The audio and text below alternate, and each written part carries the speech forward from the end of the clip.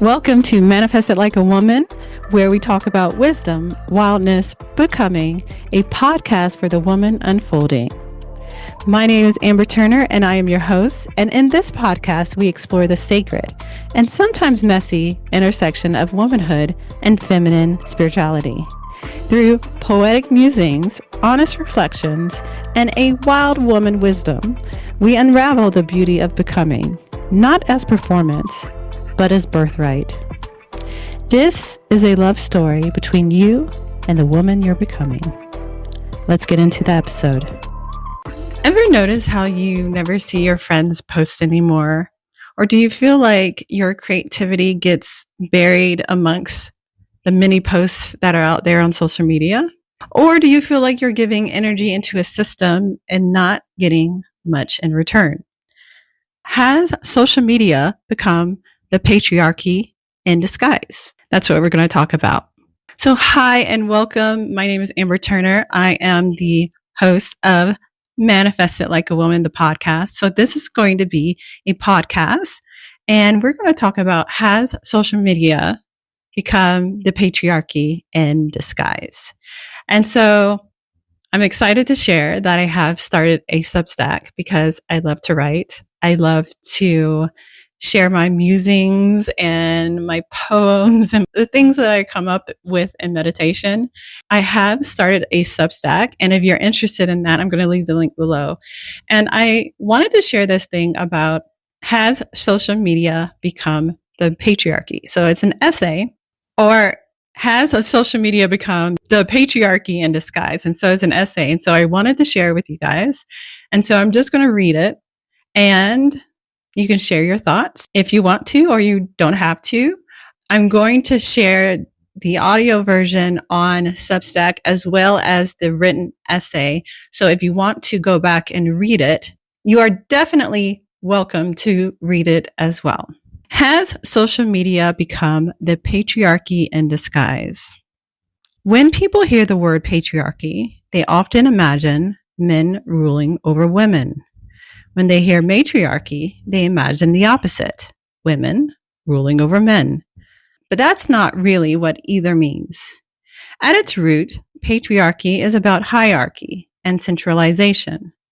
Power concentrated at the top, decisions made by the few, visibility and resources flowing upward, not outward.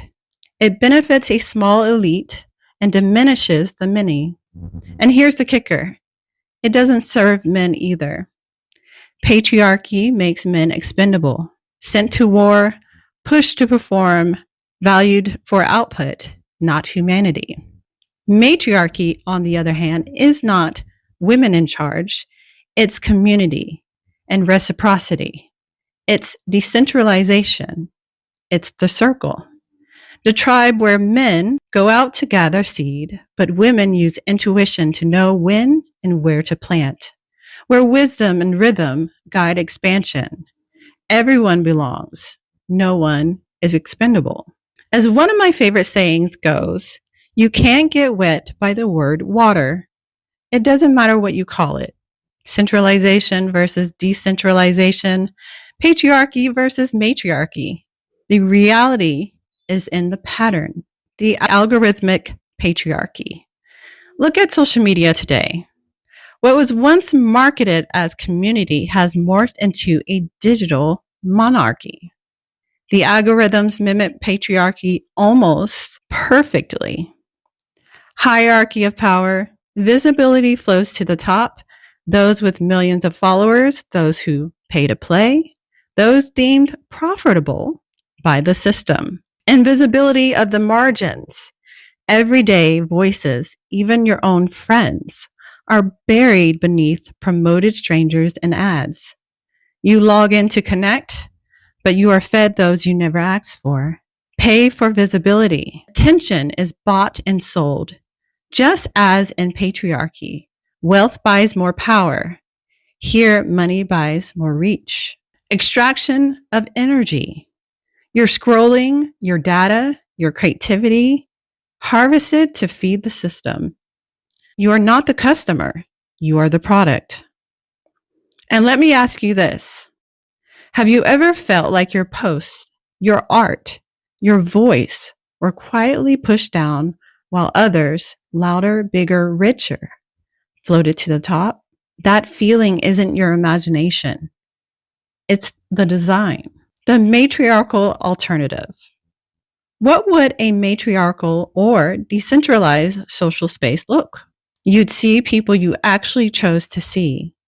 Visibility wouldn't depend on how much you could pay, but how much value you brought. The system would amplify connection, not consumption. Circles of reciprocity would matter more than metrics. It would feel less like a royal court and more like a village market. Why this matters? We sense extraction. We sense that the loop is broken. The matriarchal principle reminds us value isn't generated by chasing, striving, or dominating the feed. It's generated by bringing offerings home, into community, into wisdom. That's where true expansion and true connection happens. So here's the question I leave you with. Is social media serving you as community? Or is it ruling you? Or is it ruling you as patriarchy in disguise? So I wanted to share that. I hope you guys enjoyed. So I've been talking about the matriarchy, and I talk a little bit about it in my book, The Matriarchy and the Patriarchy, and what that looks like. Because oftentimes people believe that the matriarchy is women ruling and the patriarchy is men ruling, which it's not. It's not men ruling. It's not women ruling. It is a flow of energy. It is how life unfolds. And if you are one that wants to support local businesses or small businesses, eat with the seasons, the rhythm of Earth, Mother Earth, eat with the seasons, support local farmers by going to farmers markets, you might be one that would enjoy the matriarchy, or in some circles they call decentralization. And this is what I say. And so decentralization, and I talk about that on this channel, that is decentering men, decentering masculine energy, decentralization. So anyways, you guys, that's all for this video. Just wanted to share. If you're interested, check out my Substack. I will be dropping more poems and essays and all the things about feminine energy, love, wild woman musings, all the things, womanhood, all the things, really juicy, delicious things. So if you're interested in that,